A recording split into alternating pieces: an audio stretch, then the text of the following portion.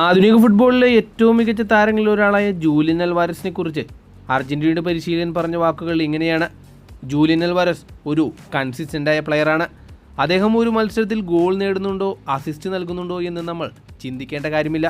അദ്ദേഹം ഒരു ടീം പ്ലെയറാണ്.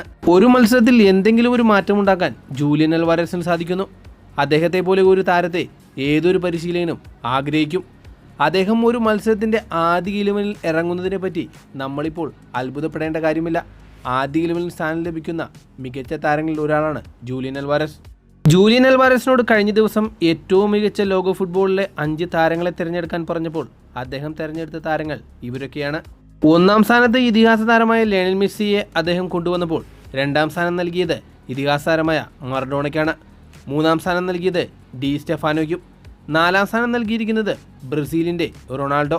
5-ാം സ്ഥാനം നൽകിയിരിക്കുന്നത് ക്രിസ്ത്യാനോ റൊണാൾഡോ എന്ന പോർച്ചുഗീസ് താരത്തിനും.